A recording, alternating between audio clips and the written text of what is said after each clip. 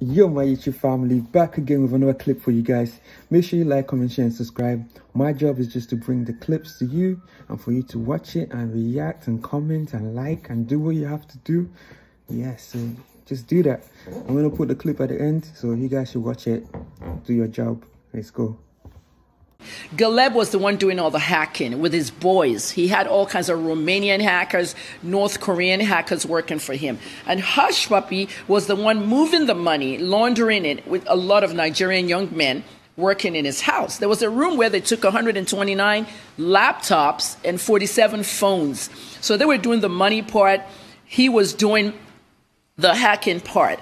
Now, there was a point in which one of our OAPs here, Daddy Freeze, visited Dubai. And last year, he used that opportunity to visit Hushpuppi and wanted a tour of that house. So while they were eating dinner, if you go back to that video, you'll notice a part where Hushpuppi actually got up to go away into the room to make a phone call. That phone call, the FBI played it to us. Okay, he left Freeze in the dining table, but he went to make that phone call. What's up, bro? That's Hushpuppi. Alomari, I'm on the plane. We're about to land. The signal is poor. 922,000 came in. Okay, big money came. He said, okay, send me the screenshot. Okay, when I get to the terminal, the plane will, when the plane gets to the terminal, the signal is back, the network. Okay. So Hushpuppi wanted the screenshot. So as Alomari got out of the plane, the FBI caught him, and that was the end of it. Now, when they caught Alomari, was it Alomari that outed Hushpuppi? Possibly. But also, Alomari's boys just got out $100 million from the COVID ventilator money. So the arrests are still coming in, Now, let me tell you one part of that whole COVID thing. The $100 million were for ventilators for COVID. And what Donald Trump wanted was to put that funds. Those funds were going through the United States Secret Service. They're another elite law enforcement agency. When Alomari hacked into it, reportedly, the $100 million came out. The $30 million, 30% is Hushpuppi's money, and the 70% is Alomari and his boys. So when Hushpuppi had heard, this is according to an FBI source, when Hushpuppi had heard that they've captured Alomari, rather than just go down low, lay low, whatever, he double-crossed. Okay, according to my source, he allegedly double-crossed Alomari's boys of that 70 million and kept the whole 100. Out of greed, those boys were the ones that tipped the FBI off on the entire operation.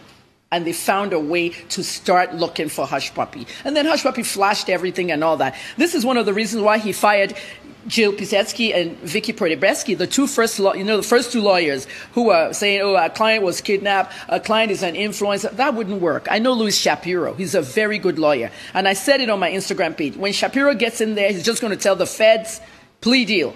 And this is the problem we're having now with Woodbury. Olale Kwanle, the second in command. This is the boy that was in South Africa. Kwanle was in South Africa, and he fled South Africa because they wanted to kill him. There was one particular Yahoo over there called Alibaba. It was a big BEC, and a lot of money came out of it.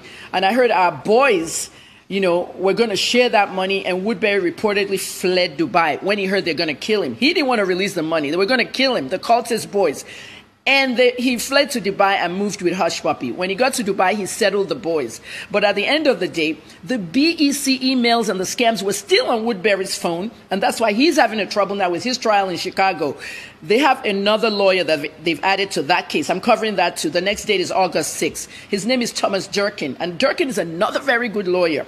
They're paying these lawyers huge amounts of sums. And Woodbury is in what they call a profit. Adesua, let's get personal. You asked me, why did I get into this case? One, I'm a journalist. Number two, the same question BBC asked me in London. BBC London called me. They noticed that Hushpuppi and I had some interaction.